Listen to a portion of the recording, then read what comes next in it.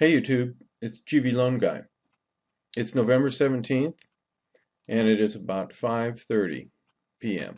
I'm over here at the Daily Trumpet and I want to read this blog to you. I found this blog and I reprinted it over here on my website.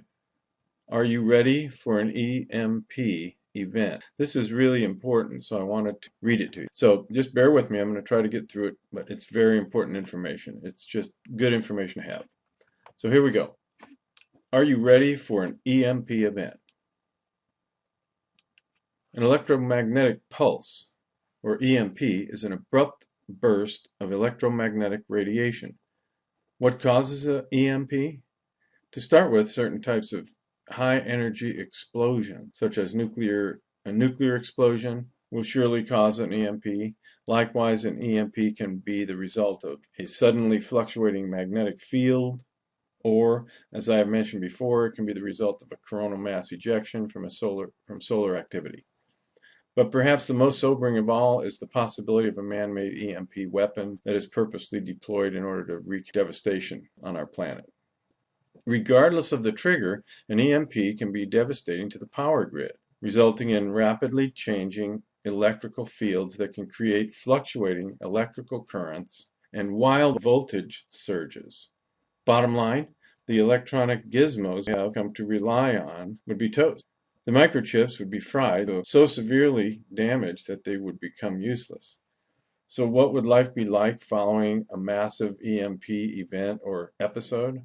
There would be no power, no transportation systems, no communication systems, no banking, no internet, and no surprise, no food and no water delivery systems. This would truly be an end of the world as we know it situation. This is important stuff. That's why I wanted to go over this. Ask yourself these questions. What if the power went out and never came back on? Could you fend for yourself? Could you keep yourself warm in the winter and cool in the summer? Where would you find food? What would you use for money if credit cards and ATMs no longer worked? How would you get from one place to another without transportation? How would you wash your clothes? How would you keep yourself healthy if sanitation systems were no longer functional and medicine could no longer be manufactured? And the biggest question of all, how would you communicate with the rest of the world?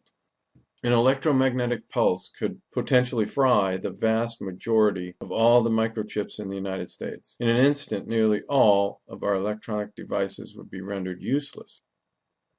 Back in 2004, the Wall Street Journal wrote, "No American would necessarily die in the initial attack, but what comes next is potentially catastrophic."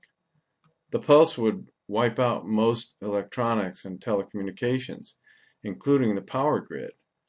Millions could die for want of modern medical care, or even of starvation, since farmers wouldn't be able to harvest crops and distributors wouldn't be able to get food to the supermarkets. Commissioner Lowell Wood calls EMP attack a giant continental time machine that would move us back more than a century in technology to the late 1800s. Wow. You know, I'm not a doom and gloomer, quite the contrary. I'm an optimist to the nth degree. Yet even the optimist is sobered by the ramifications of an EMP, and especially at the prospect of a weapon-based EMP. And so we prepare, and prepare some more. It quite possibly could be an obsession, but we just can't stop, since the ramifications of not being prepared could mean sickness, starvation, and even death. Most certainly the government will not be there to take care of us, and even if they tried, well, let's just say that the power dudes will be so busy protecting their own that there will be little attention paid to the blokes in the trenches. This is a call for preppers to unite in spirit. Here's what you can do.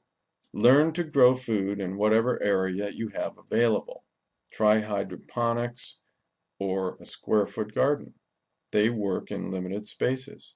Create multiple backup water systems using a combination of stored water and filtration system. Learn to cook outdoors over an open fire. Seek out like-minded folks that will barter for things they need in return for items that you have available. Put up defense systems to protect your homestead. Take up hobbies that require no money and no electric doodads to keep you entertained.